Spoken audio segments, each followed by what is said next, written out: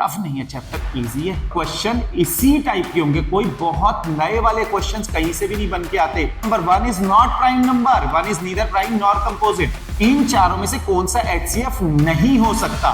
Importance language की है इन questions में। अगर ये 2 नंबर का क्वेश्चन आएगा तो हमें लिखा हुआ देगा, वो कॉन्ट्राडिक्शन की तरफ लेके जा रहा हूं। कंफर्म है? 1 नंबर का MCQ दे दे तो 3 मार्क्स का तो ये आ रहा है, अगर ये आ गया तो 2 मार्क्स का है। लेकिन हमें पता ही नहीं होता एक्सपोनेंट क्या है। फैक्टर्स 2 से ज्यादा होते हैं। तो आज हम आपके पास आए हैं रियल नंबर्स लेके। ये कुछ नया और यूनिक कॉन्सेप्ट के संग हम जा रहे हैं। कम क्वेश्चंस के संग पूरा चैप्टर रिवाइज करवाने की कोशिश कर रहे हैं। Prove that √3 is irrational. Let √3 is a rational number. √3 को मैंने पहले ही रैशनल सपोज कर दिया, उल्टा सपोज कर दिया, कॉन्ट्राडिक्शन की तरफ लेके जा रहा हूं। अगर √3 रैशनल है तो √3 can be written as P/Q। अब ये P/Q मींस रैशनल। स्क्वायरिंग करी, √3 का square will be 3 equals to P²/Q²। That is P² will be equals to 3Q²। Q² को इधर लेके आ गया, P² equals to 3Q²। We can say P² is a multiple of 3. P² is a multiple of 3. If square of any number is multiple of something, then therefore P is also a multiple of 3. जब P² multiple of 3 है तो P भी multiple of 3 होगा। हम क्या लिख सकते हैं? P as 3m. P is a multiple of 3. P is a multiple of 3. P को हमने 3m लिख दिया। पुट करता हूं किसमें? इक्वेशन 1 में। Put in equation 1। आप इक्वेशन 1 में पुट करें तो P की जगह क्या लिखेंगे? 3m² equals to 3Q²। 3m² equals to 3Q²। That is 9m² equals to 3Q² और Q² will be equals to 3m²। Same चीज रिपीट हो गई। Now Q² is a multiple of 3, therefore Q is also a multiple of 3। अब notice करो, P multiple of 3 है as well as Q multiple of 3। हमें क्या दिखा यहां पे? P and Q both have a common factor। P and Q both have a common factor। Common factor क्या है? 3। अब यहां पे हमारी बात आई, अगर कोई चीज रैशनल है तो P and Q should not have any common number. Common factor नहीं होना चाहिए। यहां तो कॉन्ट्रडिक्शन वाली बात आ गई। P and Q में एक कॉमन फैक्टर आ गया। Therefore it comes to contradiction that √3 is rational। Therefore √3 is irrational। √3 irrational हो गया। यही तो मुझे प्रूफ करना था। मैंने पहले क्या किया? उल्टी बात कह दी। √3 को रैशनल सपोज किया और रैशनल की कंडीशन में गए। √3 में कोई भी कॉमन फैक्टर नहीं होना चाहिए था, लेकिन यहां तो कॉमन फैक्टर है। अगर ये कॉमन फैक्टर है तो ये रैशनल हो ही नहीं सकता। यहां पे कॉन्ट्रडिक्शन आया। कॉन्ट्रडिक्शन बहस वाली बात हो गई। अब ये बहस वाली बात हुई तो हम मान लेते हैं नहीं है ये रैशनल नंबर। तो रैशनल नहीं है तो क्या हुआ? ये इरेशनल नंबर हो गया। अब इसी के ऊपर क्वेश्चन कैसे करके और आ सकता है? आप ये सपोज करो आपके पास क्वेश्चन आ गया 2 + 5 √3। ये दूसरा क्वेश्चन है। 2 + 5 √3 is irrational, where √3 already is given irrational. अगर ये 2 नंबर का क्वेश्चन आएगा तो हमें लिखा हुआ देगा। वो क्या लिख के देगा?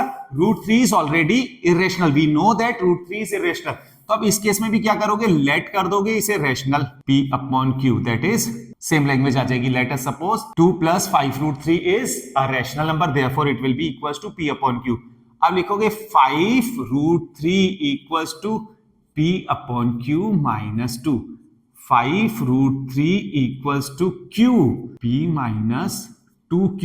एलसीएम लेंगे, 1 इसके अपॉन में कर दिया, Q एलसीएम आ गया। √3 equals to P-2Q upon 5Q। This can be said as P/Q, something upon something। तो ये तो रैशनल है। Whereas it is given as √3 is irrational। Already हमें पता था ना √3 irrational है, तो फिर से ये कॉन्ट्राडिक्शन आ गया। ऐसा हो ही नहीं सकता। therefore 2 plus 5 root 3 is also irrational। तो ये दूसरा क्वेश्चन आ सकता है तब जब 2 नंबर का होगा। लैंग्वेज जरूरी लिखनी है, इंपॉर्टेंस लैंग्वेज की है इन क्वेश्चंस में। अगर आप लैंग्वेज नहीं लिखोगे तो गड़बड़ हो जाएगी। देखो ये क्वेश्चन हो गया, ये हो गया। नया क्वेश्चन एक और किस टाइप से आ सकता है, अब उसे मैं सॉल्व नहीं करूंगा, आप करोगे। आप करके मुझे बताओगे आपसे सॉल्व हुआ या नहीं हुआ, कमेंट करके आपने बताना है। 2 minus under root 5 upon 3, 2 minus root 5 upon 3 is irrational. ये आप सॉल्व करोगे और मुझे इंफॉर्म करोगे जो हाँ आपसे ये सॉल्व हो गया है। सेम इसी टाइप से चलना है। It is given that root 5 is irrational. तो ये क्वेश्चन आ सकता है। एक और इसी के ऊपर कभी कभी क्वेश्चन देखने को मिल जाता होता है, root 2 plus root 3 is irrational. यही क्वेश्चन ऐसे भी आ जाता है। और under root p is irrational या root p plus root q is irrational. कोई भी प्राइम नंबर अगर रूट के अंदर होगा तो इरेशनल होगा, कंफर्म है। एक नंबर का एमसीक्यू दे दे तो डायरेक्टली मुझे पता है, क्या पता है, रूट प्राइम इज इरेशनल। अब ये आ गया रूट 2 प्लस रूट 3 इरेशनल। दो तरीके हैं, रूट 2 को इरेशनल कर दो, रूट 3 को इरेशनल कर दो। Sum of two irrational numbers is irrational. अगर 2 मार्क्स का आ गया तो I know that root 2 is irrational as well as root 3 is irrational. Sum of two irrational numbers is irrational. Sum of a rational and irrational is also irrational. ऐसे ही multiply कर दो, 2 root 3 rational into irrational भी irrational होता है। तो ऐसे करके कुछ भी अगर लिखेगा तो आपको पता होना चाहिए क्या है, एमसीक्यू में दे दे। क्योंकि ये क्वेश्चन जरूरी नहीं है ये 3 मार्क्स का तो ये आ रहा है, अगर ये आ गया ये आ गया तो 2 मार्क्स का है। और अगर उसने सिंपली ये पूछ लिया what is this, rational, irrational और समथिंग एल्स, तो ये एमसीक्यू में होगा, 1 नंबर का हो गया। तो क्वेश्चन किस हिसाब से प्रेजेंट करता है एग्जामिनर, वो चांस है, बट उस चांस में आप फंसो नहीं। अब देखो नेक्स्ट क्वेश्चन हमसे क्या पूछा, in the prime factorisation of 144, in the prime factorisation of 144 what will be the exponent of 2। तो इसके प्राइम फैक्टर्स करो, 272, फिर 2 से किया 36, ये प्राइम फैक्टराइजेशन सबको आता है। 218, 2933. So 144 can be written as 2 into 2 into 2 into 2 into 3 into 3. तो नोटिस करो it can be written as 2 to power 4, 3 to power 2. तो exponent of 2 is 4. Exponent of 2 is 4. कितना इजी क्वेश्चन है, लेकिन हमें पता ही नहीं होता एक्सपोनेंट क्या है। LCM of AB, LCM of AB is 1200। MCQ में आया हुआ क्वेश्चन है। HCF cannot be, HCF cannot be, HCF 600, HCF 500, HCF 400, HCF 200, इन चारों में से कौन सा HCF नहीं हो सकता। तो बात याद रखना, अगर आप कभी भी HCF से LCM को डिवाइड करते हो तो रिमाइंडर 0 होना चाहिए। तो देखो 600 से 1200 कंप्लीटली डिवाइड हो रहा है, 400 से कंप्लीट डिवाइड हो रहा है, 200 से कंप्लीट डिवाइड हो रहा है। Therefore 500 can not be the HCF of A and B, क्योंकि 500 के टेबल में 1200 नहीं आ रहा है। A equals to 6 P square Q cube, B equals to 9 P cube Q square. इसका HCF एंड LCM निकालना है। तो आप A को नोटिस करो, A can be written as 2 into 3 into P into P into Q into Q into Q. B equals to 3 into 3 into P into P into P Q into Q because power 2 है। अब यहां आएगा HCF AB। HCF के लिए क्या होता है, common numbers लिखने हैं, 3P P Q Q means 3P square Q square and LCM। HCF में कॉमन वाले लिखने होते हैं, LCM में common as well as uncommon दोनों लिखने हैं। कॉमन वाले कौन से हो गए, ये तो थे ही थे, अब uncommon into this one P into Q, अब कॉमन वाले वंस वंस, तो ये आ गया 3 into 3 9 to 18 P cube Q cube. आप याद रखना HCF में small powers come, and LCM में big power comes, big power 3 और 3, एचसीएफ में स्मॉल पावर कम्स।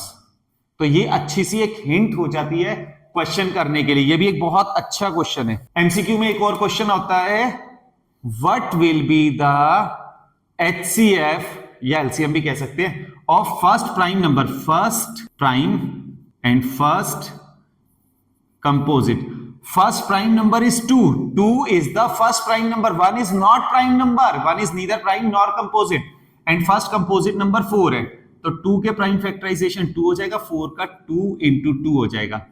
तो HCF will be 2, LCM will be 2 into 2, that is 4.